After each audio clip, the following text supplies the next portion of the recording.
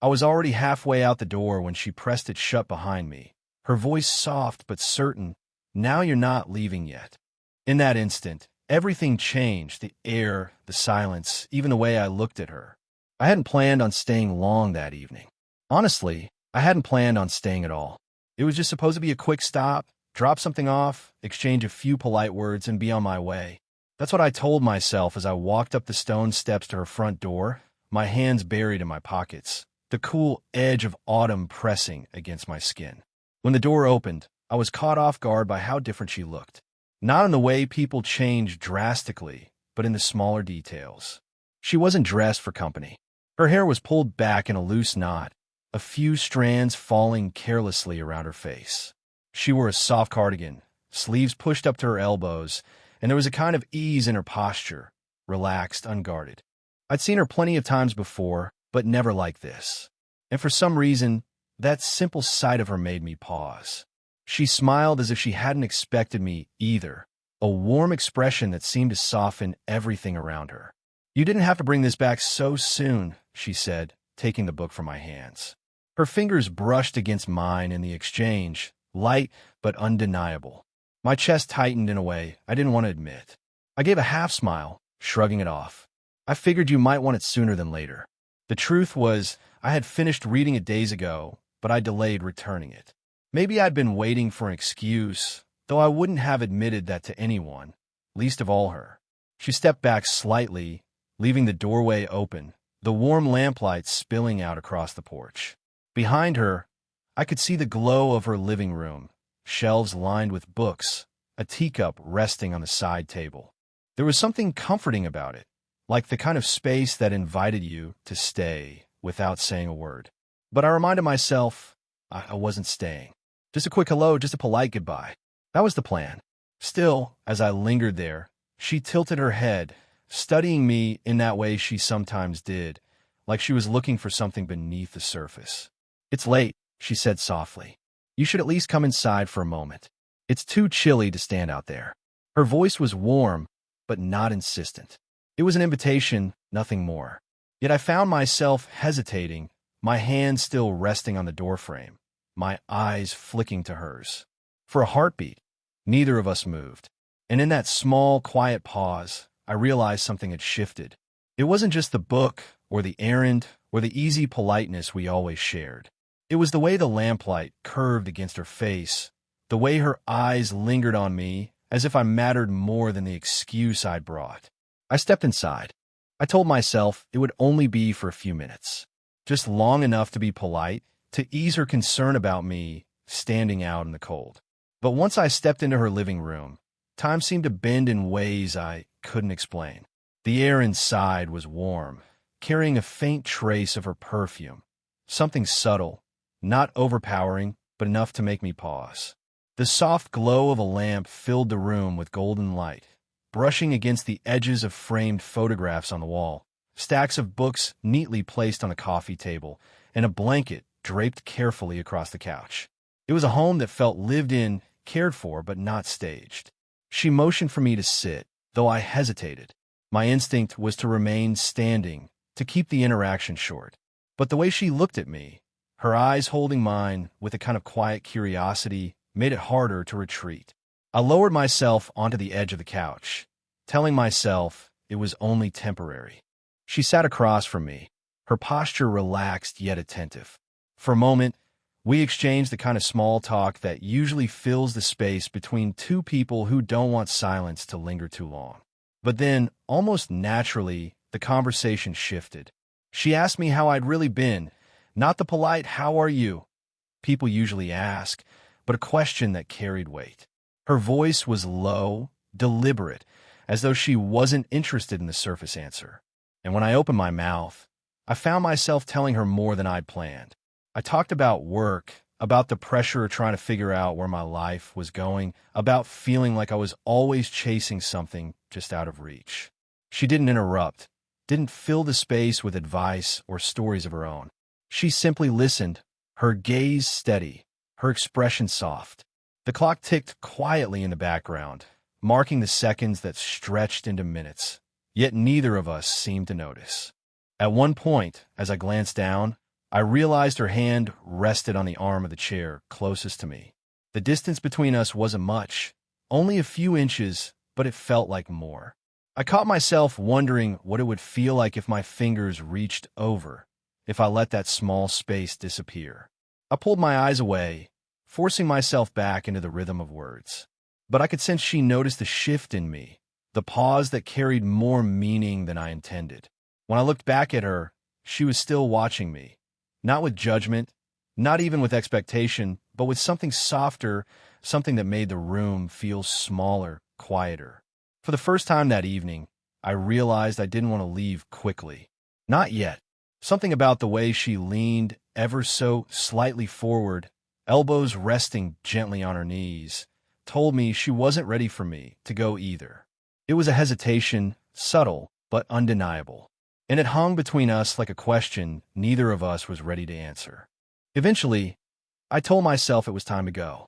I had already stayed longer than planned, maybe longer than was sensible. The conversation had settled into a comfortable rhythm, but beneath it was something I couldn't quite name, a quiet current pulling me closer, tempting me to stay. And because I didn't trust myself to read too much into it, I rose from the couch, brushing my palms against my jeans as though shaking off the weight of the evening. She stood, too, her expression unreadable, though her eyes followed me closely as I moved toward the door. I thanked her for the tea I hadn't finished, for the company I hadn't expected, for the quiet comfort of her presence. It was the kind of polite exit people rehearsed when they didn't know what else to say. But just as I placed my hand on the doorknob, I felt it, her hand, warm and steady, pressing gently against the edge of the door above mine. She didn't slam it shut. She didn't force it. She simply leaned in, her palm guiding the wood until it swung back into place with the softest of clicks. The sound echoed louder than I expected in the silence of the house. When I turned, she was closer than before, her hand still resting against the door as if sealing the moment between us. The lamplight brushed across her face, highlighting the faintest curve of a smile at the corner of her lips. And then she said it, softly, almost playfully, but with a certainty that sent a shiver through me. "Now you're not leaving yet."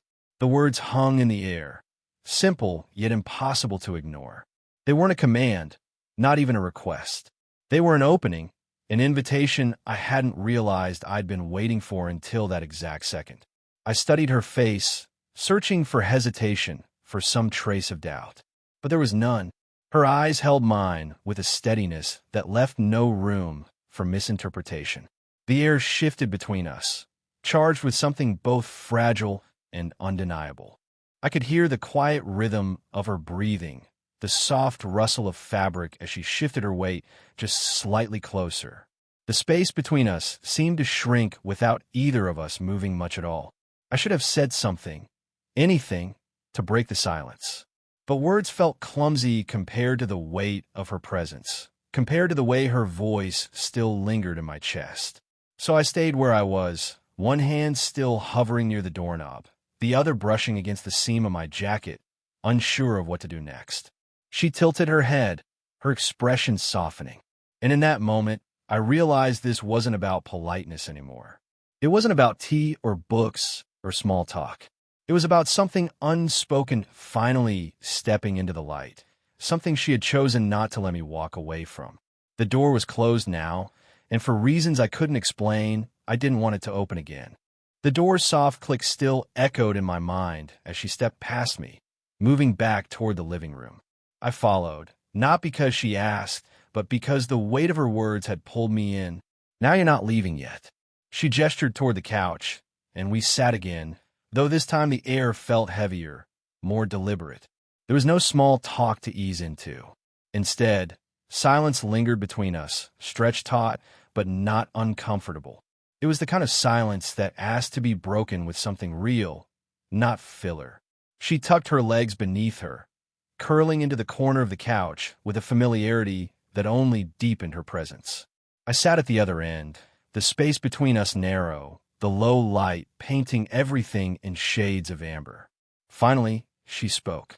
Her voice was steady, though softer than before. "You know, people rarely stay.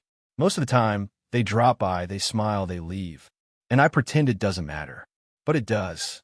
I didn't interrupt. I could see the truth in her eyes, the vulnerability hidden just behind her calm exterior. She wasn't saying it to gain sympathy. She was saying it because she trusted me enough to let me hear it. I leaned forward, elbows resting on my knees, my hands loosely clasped. I noticed things about you, I admitted, surprising myself with the words. Things I don't think others take the time to see. Like how you always pause before you answer a question, as if you want to be sure your words don't hurt anyone. Or the way you laugh quietly to yourself when you think no one's paying attention. Her gaze softened, and for a moment, her lips curved into something that wasn't quite a smile, but close. You shouldn't notice that much, she whispered, though the warmth in her tone betrayed her meaning. The tension in the room shifted, no longer heavy, but intimate, fragile. My eyes dropped to her hand, resting on the couch cushion between us. Her fingers tapped lightly, an unconscious rhythm that revealed her nerves. Without thinking, I placed my hand close enough that my knuckles brushed against hers. It wasn't bold, wasn't daring, just a quiet gesture, asking nothing but presence. She didn't pull away. Instead, her fingers stilled, and then, slowly, they shifted until they rested lightly against mine. The contact was feather-soft, but I felt it in my chest, as though the smallest touch had anchored me in place. I've gotten used to pretending I don't need anyone, she confessed, her eyes fixed on where our hands nearly intertwined. It's easier that way. I swallowed, feeling the truth of her words sink into me. Maybe, but sometimes pretending makes us lonelier than being honest ever could. When she finally looked back at me, there was a quiet acknowledgement in her expression. Something unspoken had been set down between us, fragile but real. And for the first time, I wasn't just a visitor passing through her evening. I was someone she let see the weight she usually carried alone. And that realization, it made me want to stay. The night seemed to fold in around us, quiet and still, as if the world outside her walls had been set aside just for this moment. Our conversation had grown softer, more honest, and though the words mattered, it was the silences that seemed to say the most. She shifted slightly on the couch, turning toward me, her legs tucked beneath her again, her body angled closer than before. I could feel it, not just her presence, but her warmth, faint yet steady, radiating across the small space between us. At first, I tried to keep talking to fill the quiet with thoughts about books, about little pieces of my day, anything that would steady me. But my voice kept catching, my words stumbling over the weight of the air between us. It wasn't nerves exactly, it was awareness. Awareness of how near she was, of how much I wanted to stay in that nearness. She leaned forward slightly, resting her elbow on the arm of the couch, her chin balanced against her hand. The lamplight caught the curve of her cheek, the delicate line of her collarbone where the cardigan fell loose. Her eyes didn't wander. They stayed on me, steady, unblinking. And then it happened, a shift so small it could have been accidental, but it wasn't. Her knee brushed against mine, light, fleeting, but real. I felt the warmth of her through the fabric, the undeniable reminder that she was there, close enough to touch. I should have pulled back. I should have leaned away, created space again. But I didn't. Instead, I let the moment sit. My pulse picked up, my breathing grew shallow, but I stayed still. Because part of me knew she wasn't testing me. She was inviting me to notice. Her voice broke the silence, low and almost fragile. You're quieter now. I let out a faint laugh, shaking my head. Maybe because there's nothing I can say that feels big enough for this moment. She tilted her head, a trace of curiosity, or maybe hope, flickering across her face. And what moment is that? I looked at her then, really looked, and realized there was no hiding anymore. The moment where everything feels closer. Like if I reach out, nothing will be the same again. For a long second, she didn't answer. She only held my gaze, her expression unreadable, but her eyes soft, searching. Then, slowly, deliberately, she let a strand of hair fall loose around her face. Without thinking, my hand lifted. My fingers brushed it gently back behind her ear, the tips grazing her temple, the warmth of her skin sparking through me. She didn't move away. She didn't laugh it off. Instead, she let the silence return, heavier now, but sweeter too. The space between us had dissolved. We were sitting in the same room, on the same couch, but it felt like we were the only two people in the world. And in that nearness, without saying a word, everything we had been avoiding was suddenly right there, undeniable. The silence had grown thick between us, but it wasn't the kind of silence that begged to be broken. It was alive, humming quietly, pulsing with all the things neither of us dared to say aloud. Her nearness, her steady gaze, the way our knees brushed lightly together, it all felt like the room itself was leaning in, waiting for something to happen. I sat still, afraid to ruin it, yet afraid of letting it pass. My hand rested on my leg, fingers flexing unconsciously as though they were caught between restraint and desire. She noticed. I could tell by the faintest twitch of her lips, the way her eyes lingered there before rising slowly back to mine. Then, with a movement so gentle it almost didn't seem real, she reached across the narrow distance between us. Her hand settled lightly on my forearm. Not a full embrace, not even a strong grip, just the simple weight of her touch, enough to still every restless thought in me. The warmth of her palm seeped through the fabric of my sleeve, grounding me in a way I hadn't expected. My breath caught, and I felt my shoulders ease as though I had been holding tension for far too long. She didn't speak. She didn't need to. That single touch was more honest than a dozen confessions. I turned slightly toward her, careful not to rush, letting the moment breathe. The closeness deepened, not just in distance, but in meaning. She shifted too, her body leaning subtly until her shoulder brushed against mine. It was soft, unassuming, but intentional. And then, as naturally as if it had always belonged there, her head rested lightly against my shoulder.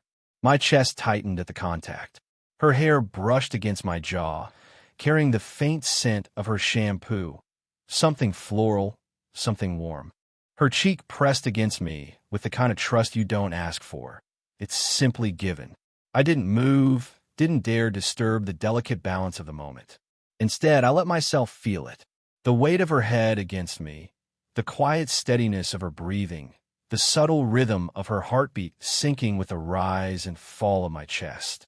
Slowly, without even thinking, I shifted my hand.